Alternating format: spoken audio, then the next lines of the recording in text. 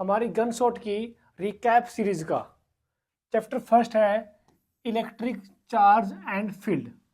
और सबसे पहली टर्म है इलेक्ट्रिक चार्ज। चार्ज क्या होता है बच्चों? आपने पढ़ा होगा मैटर। मैटर की जो सबसे बेसिक प्रॉपर्टी है, इंट्रिंसिक प्रॉपर्टी है, उसे ही बोलते हैं बच्चों charge.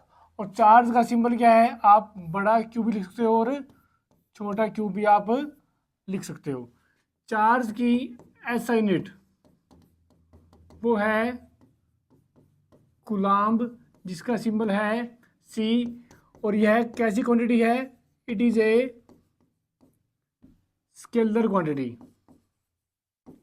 It is a scalar quantity.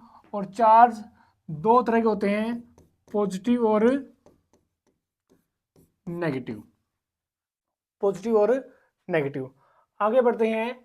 आगे है प्रॉपर्टीज ऑफ चार्ज। प्रॉपर्टी क्या होता है? जैसे आपकी प्रॉपर्टी है, आप बहुत अच्छा पढ़ते हो, आप हर टाइम बड़ों की बातें मानते हो, टीचर्स की बातें मानते हो।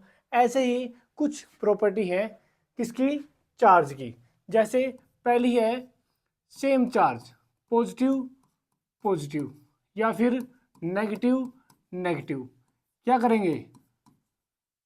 रिपेल करेंगे। Opposite charge, positive negative negative positive. क्या करेंगे? Attract.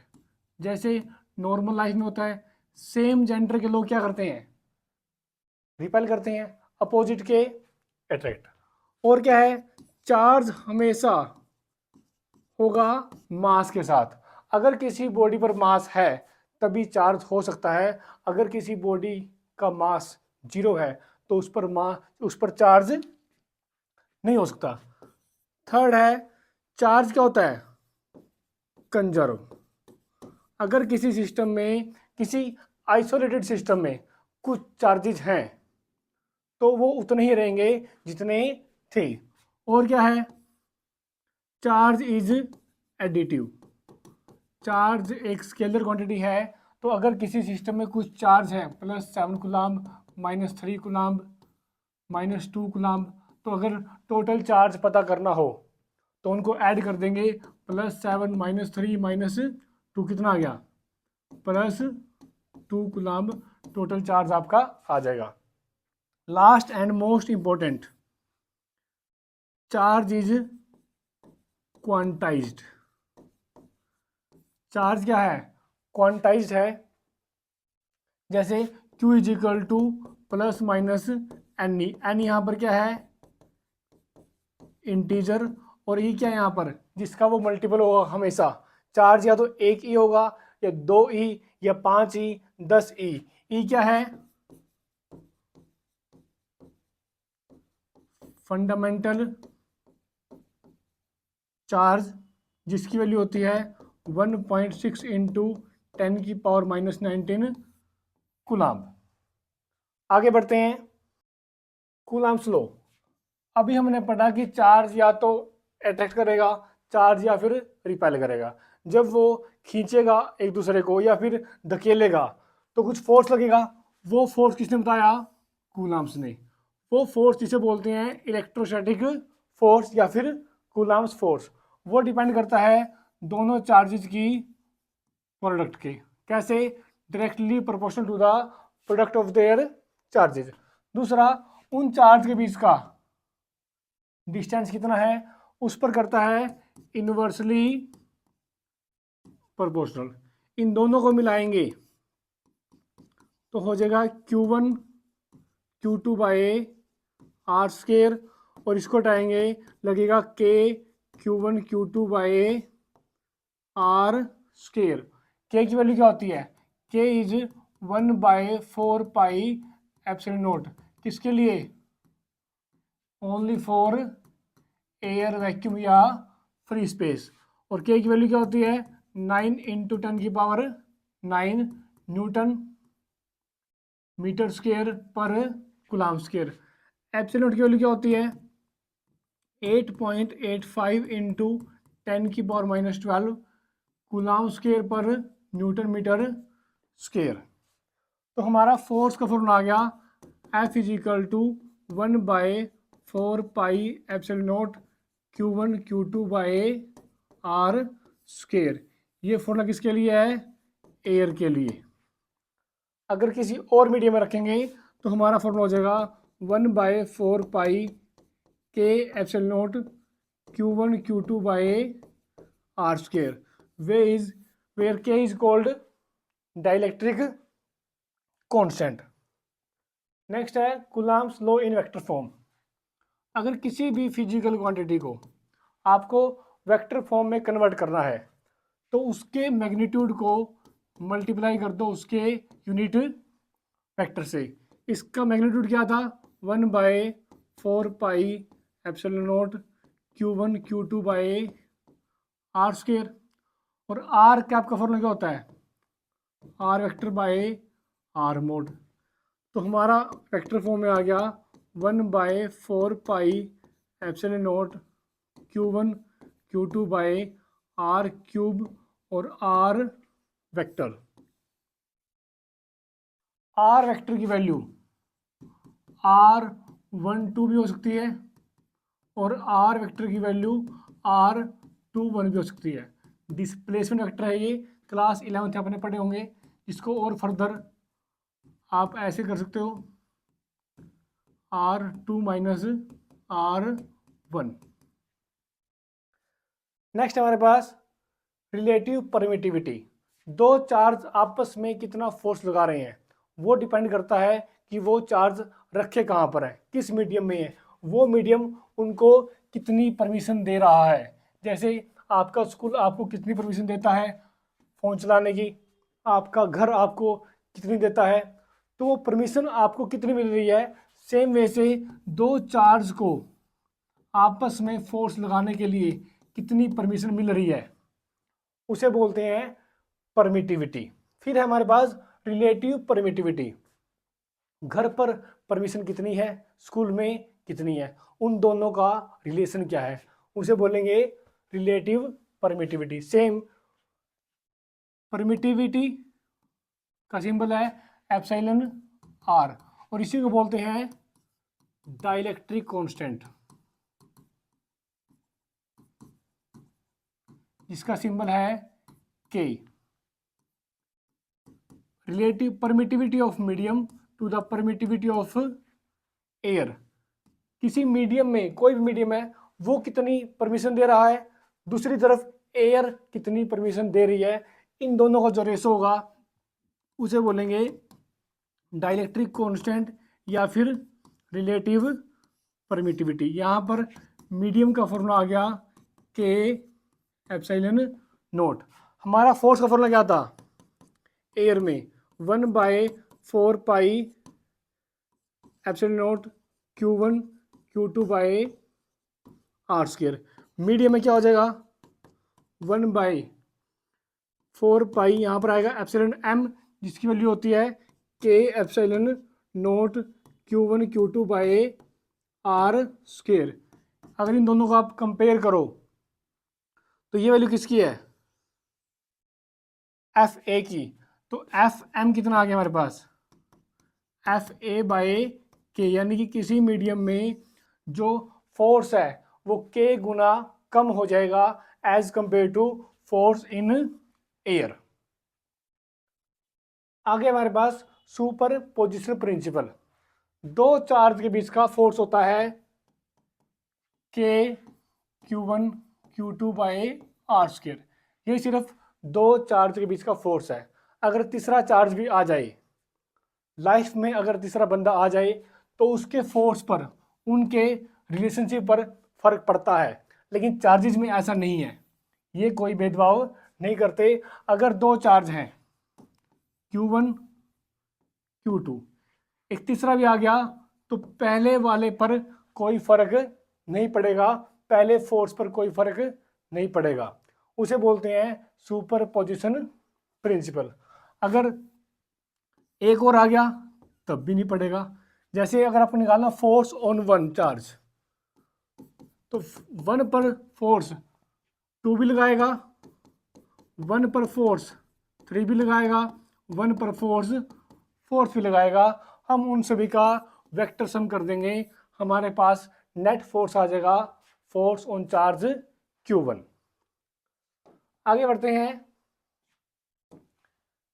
Electric field. Electric field इलाका सिर्फ कुत्तों का नहीं होता, इलाका चार्ज का भी होता है। उसका कितना इलाका है, कितना उसका रीजन है जहां तक उसका प्रभाव है, उसे बोलते हैं इलेक्ट्रिक फील्ड। किसी चार्ज का जहां तक हम फोर्स को एक्सपीरियंस कर सकते हैं उसे बोलते हैं इलेक्ट्रिक फील्ड। पॉजिटिव की वजह से ये हमेशा बाहर होगी और नेगेटिव की वजह से ये हमेशा अंदर होगी। ठीक है, कहां तक उसका एरिया है, कहां तक उसका रीजन है, वो क्या उस चार्ज की इलेक्ट्रिक फील्ड है। फिर है इलेक्ट्रिक फील्ड इंटेंसिटी। अब एरिया तो है, उस एरिया में उसकी ताकत कितनी है, उस एरिया में वो कितना फोर्स लगा सकता है, उसे बोलते हैं electric field intensity. Force applied on per unit charge. किसी एक चार्ज, कोई एक चार्ज कितना फोर्स लगा सकता है, वो उसे क्या है, इलेक्ट्रिक फील्ड इंटेंसिटी है, स्ट्रेंथ है, ताकत है। इसकी ऐसे यूनिट क्या होगी, न्यूटन पर कूलाम एक और होती है, आगे बढ़ोगे वोल्ट पर मीटर। डायमेंशन क्या होगी इसकी, फोर्स की होती है mlt-2, चार्ज की 80, तो हमारी इसकी डायमेंशन होगी mlt-3 a-1। ये इसकी है डायमेंशन कि एक चार्ज कितना फोर्स एक्वायर, कितना फोर्स लगा सकता है, उसे बोलते हैं उसकी इलेक्ट्रिक फील्ड। अब इलेक्ट्रिक फील्ड का एक और फॉर्मूला है कि एक चार्ज है, इस पॉइंट पर, कोई पॉइंट है P, इस पॉइंट पर उसकी इलेक्ट्रिक फील्ड कितनी है, उसका फॉर्मूला हमारे पास KQ/R²। के क्या है, मीडियम जहां पर वो चार्ज रखा हुआ है, Q वो चार्ज कौन सा है, और R हम कितनी दूर उसकी इलेक्ट्रिक फील्ड निकाल रहे हैं। उल्टा बनेगा ये, जो अगर हम चार्ज से दूर जाएंगे तो इलेक्ट्रिक फील्ड क्या होगी, डिक्रीज होगी, inversely proportional to the R²। आगे है इलेक्ट्रिक डाइपोल मोमेंट। इससे पहले हमारे पास इलेक्ट्रिक डाइपोल, इलेक्ट्रिक डाइपोल, अगर दो चार्ज हैं, दोनों कैसे होने चाहिए, इक्वल, एक 5 प्लस एक -5 कूलाम, एक +5 दूसरा -5, एक +10 दूसरा -10, एक -1 कूलाम दूसरा +1 कूलाम। अगर दो चार्ज हैं, दोनों कैसे हैं, इक्वल एंड अपोजिट, और उनके बीच में स्मॉल डिस्टेंस है जिसे मानते हैं हम 2a या 2l, तो जो ये बना इसे बोलते हैं इलेक्ट्रिक डाइपोल। उसके बाद है इलेक्ट्रिक डाइपोल मूवमेंट।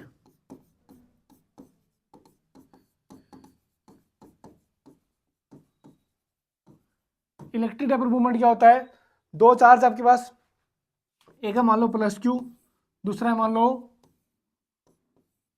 -Q, उनके बीच का डिस्टेंस है कितना, 2a। इसका सिंबल है P, P is equal to distance between them and either charge, it is a product of either charge and distance between them, उसे बोलते हैं electric dipole moment. It is a vector quantity. Direction क्या होती है इसकी, negative से positive, important है ये, याद रखना। डाइपोल मोमेंट की डायरेक्शन होती है नेगेटिव से पॉजिटिव, और यूनिट क्या है इसकी, ऐसा यूनिट, चार्ज की कूलाम, डिस्टेंस की मीटर। आगे है बच्चों electric field due to dipole on its axis. अगर दो चार्ज हैं, एक है +Q, एक है -q। ये बन गया हमारे पास डाइपोल जिसके बीच का डिस्टेंस है 2a। इसके एक्सिस पर कोई पॉइंट है P जो डाइपोल के सेंटर से r डिस्टेंस दूर है। इस पॉइंट P पर इस पूरे डाइपोल की वजह से कितनी इलेक्ट्रिक फील्ड है उसका फॉर्मूला बच्चों E at axis 2kpr by r square minus a square का स्क्वायर। ठीक है, अगर यहाँ पर नेगेटिव है तो ये नेगेटिव की तरफ होगी, मैंने बताया था नेगेटिव की तरफ इलेक्ट्रिक फील्ड आएगी और पॉजिटिव से कहाँ जाएगी, दूर। अगर यही पॉइंट इधर होता तो ये इधर होती। ये बात इंपॉर्टेंट है, पॉजिटिव की तरफ होता तो नेट इलेक्ट्रिक फील्ड इधर होती, अगर नेगेटिव की तरफ है तो नेगेटिव की तरफ आएगी। उल्टा बोल दिया भाई।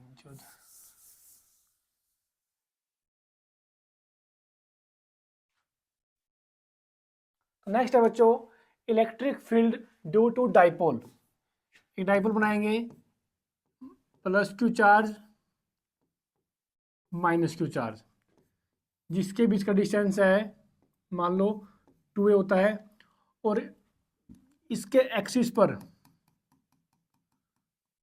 कोई पॉइंट P है जिसका डाइपोल के सेंटर से r डिस्टेंस है। तो उस P पॉइंट पर पूरे डाइपोल की वजह से, दोनों चार्ज की वजह से नेट इलेक्ट्रिक फील्ड होती है E at axis 2kpr by r square minus a square का स्क्वायर। यहाँ पर एक बात याद रखना, अगर P पॉइंट नेगेटिव की तरफ है, नेगेटिव की तरफ है तो इधर आएगी इलेक्ट्रिक फील्ड। अगर यही पॉइंट इधर होता तो ये पॉजिटिव से दूर जाएगी, क्योंकि बताया था मैंने पॉजिटिव से इलेक्ट्रिक फील्ड हमेशा दूर जाती है और नेगेटिव की हमेशा पास आती है। अगर r हमारा बहुत बड़ा हो जाए a से तो E हो जाएगा 2kp बाय r क्यूब। ठीक है, नेक्स्ट है इक्विटोरियल पर ड्यू टू डाइपोल। अगर एक डाइपोल है +q और -q, डिस्टेंस है दोनों चार्ज के बीच का 2a, इसके सेंटर से किसी r डिस्टेंस पर पॉइंट है P, तो यहाँ पर इलेक्ट्रिक फील्ड कितनी होगी, E एट परपेंडिकुलर, जिसका फॉर्मूला होगा kp by r square minus a square की पावर 3/2। यहाँ पर डायरेक्शन क्या होगी P पॉइंट पर, ये हमेशा डाइपोल के अपोजिट होगी। डाइपोल की डायरेक्शन क्या होती है, नेगेटिव से पॉजिटिव, यहाँ पर ऐसे होगी।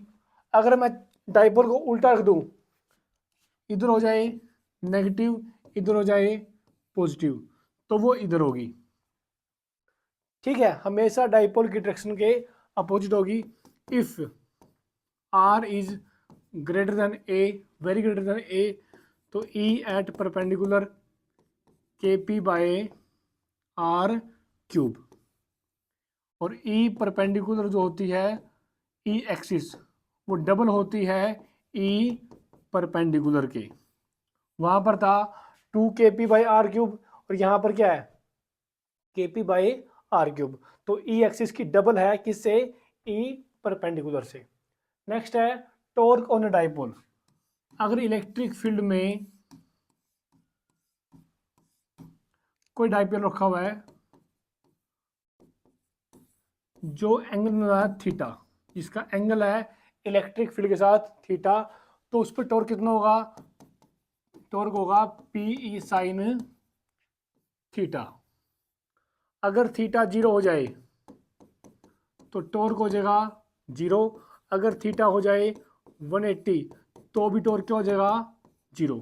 बट इन दोनों में बहुत बड़ा फर्क है, थीटा 0 बोलेंगे स्टेबल इक्विलिब्रियम और थीटा 180 बोलेंगे अनस्टेबल इक्विलिब्रियम।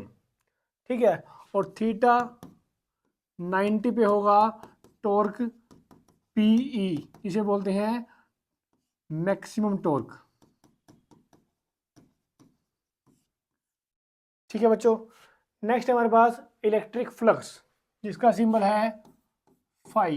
किसी एरिया में से, किसी पर्टिकुलर एरिया में से कितनी इलेक्ट्रिक फील्ड लाइन पास कर रही हैं, उसे बोलेंगे इलेक्ट्रिक फ्लक्स, जिसका सिंबल है E dot T A. It is a scalar quantity और हो जाएगा E D A cos theta. अगर थीटा 0 है तो हमारे पास फ्लक्स हो जाएगा ई ए। अगर थीटा 90 है तो फ्लक्स हो जाएगा 0। उससे पहले मेन चीज है इसमें एरिया वेक्टर। अगर 2D सरफेस है, 2D सरफेस है कोई भी, जैसे ये सरफेस है, अगर 2D सरफेस है तो इसमें हमेशा ऑलवेज इस सरफेस के परपेंडिकुलर इलेक्ट्रिक फील्ड वेक्टर होगा, डायरेक्शन होगी किसकी, एरिया की। इधर हो सकती है, इधर भी हो सकती है, जो मर्जी आप ले लो। अगर 3D है तो 3D में हमेशा होगी outward perpendicular to the surface. Next है गॉस लॉ। ये एप्लीकेबल ओनली फॉर है क्लोज्ड सरफेस। ये भी हमें फ्लक्स देता है। इसकी हेल्प से हम इजीली इलेक्ट्रिक फील्ड निकाल सकते हैं किसी पॉइंट पर। तो क्या था, क्या ये electric flux in a close surface is the 1/ε0 times charge enclosed in that closed surface. कि उसके अंदर चार्ज कितना है, उसके 1/ε टाइम्स क्या होगा, उसका फ्लक्स होगा। Flux is equal to Q/ε0। और जो ये क्लोज सरफेस है, अगर नहीं भी गिवन है तो हम इसको बनाएंगे, और जब बनाएंगे तो उसे बोलते हैं गॉसियन सरफेस। गॉसियन सरफेस जब हम किसको बनाएंगे, क्लोज सरफेस को बनाएंगे। उसके बाद है कॉन्टिन्यूअस चार्ज डिस्ट्रीब्यूशन। चार्ज को हम 3 तरीके से डिस्ट्रीब्यूट कर सकते हैं। पहला, किसी वायर के अलोंग, जिसे बोलते हैं लीनियर चार्ज डिस्ट्रीब्यूशन, जिसका सिंबल है लैम्डा। अगर चार्ज पूरे एरिया पर है, पॉजिटिव हो सकता है, नेगेटिव भी, उसे बोलते हैं एरियल चार्ज डिस्ट्रीब्यूशन या फिर सरफेस चार्ज डिस्ट्रीब्यूशन, जिसका सिंबल है सिग्मा। अगर वॉल्यूम पे चार्ज है तो उसे बोलते हैं वॉल्यूमेट्रिक या वॉल्यूम चार्ज डिस्ट्रीब्यूशन, जिसका सिंबल है रो। फॉर्मूला क्या है इसका, charge per unit length, unit हो जाएगी coulomb per metre. Charge per unit area, unit हो जाएगी कूलाम पर मीटर स्क्वायर। इसमें क्या होगा, rho is equal to charge per unit volume, unit हो जाएगी कूलाम पर मीटर क्यूब। ठीक है, अगर सिर्फ लेंथ पे चार्ज है तो लेंगे लीनियर चार्ज डेंसिटी जो होगी लैम्डा। अगर सिर्फ एरिया पे चार्ज है तो लेंगे सरफेस चार्ज डेंसिटी, इसका सिंबल है सिग्मा। अगर चार्ज है वॉल्यूम पे तो उसे बोलते हैं वॉल्यूम चार्ज डेंसिटी, जिसका सिंबल है रो। जो हमारा आगे इनका यूज होगा एप्लीकेशन में। जैसे पहली एप्लीकेशन है, अगर चार्ज हमारा है किसी वायर पर, ये सिलेंडर जो है इसे बोलते हैं गॉसियन सरफेस। अगर चार्ज वायर पर है तो उसकी चार्ज डेंसिटी होगी लैम्डा। इससे इधर मान लो कोई आर डिस्टेंस दूर पी पॉइंट पे, या इधर मान लो कहीं पर भी, इलेक्ट्रिक फील्ड होगी हमारे पास नेट लैम्डा बाय 2πr/ε0। अगर उधर जाओगे तो इधर होगी डायरेक्शन, इधर जाओगे तो इधर होगी डायरेक्शन। ठीक है। ग्राफ कैसा बनेगा, ई वर्सेस आर का, जो होगा इनवर्सली प्रोपोर्शनल। ठीक है, E is inversely proportional to r. जितना वायर से दूर जाओगे उतनी इलेक्ट्रिक फील्ड क्या होगी, कम होगी। नेक्स्ट है ड्यू टू प्लेन शीट। अगर ये सीट है तो इसकी वजह से किसी पॉइंट पी पर, इधर मान लो या उधर मान लो, कोई पॉइंट पी है, तो हमारे पास इलेक्ट्रिक फील्ड होगी सिग्मा बाय 2 एप्सिलॉन नोट। इसमें कहीं पर आर नहीं है तो ये आर पर डिपेंड नहीं करती। अगर ग्राफ आ भी जाए तो it is independent of small distance R. Last application हमारी electric field due to charge sphere. अगर एक चार्ज स्फीयर है,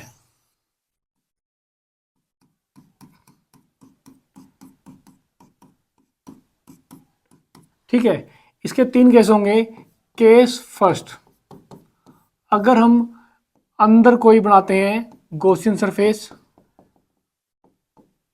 जिसका डिस्टेंस होगा सेंटर से स्मॉल आर और हमारे स्फीयर का है कैपिटल आर, तो यहाँ पर इलेक्ट्रिक फील्ड होगी 0, क्योंकि इस गॉसियन सरफेस के अंदर कोई चार्ज नहीं है, सारा चार्ज कहाँ है, बाहर है, तो अंदर इलेक्ट्रिक फील्ड क्या होगी, 0।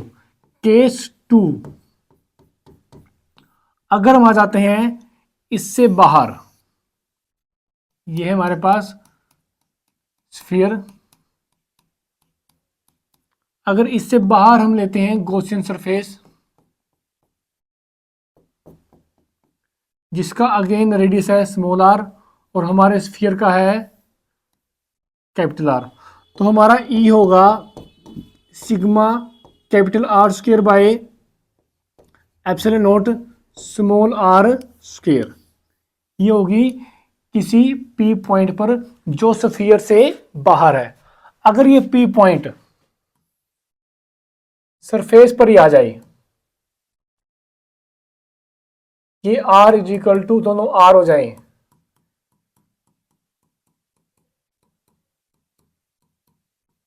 तो हमारे पास इलेक्ट्रिक फील्ड होगी सिग्मा बाय एप्सिलॉन नोट।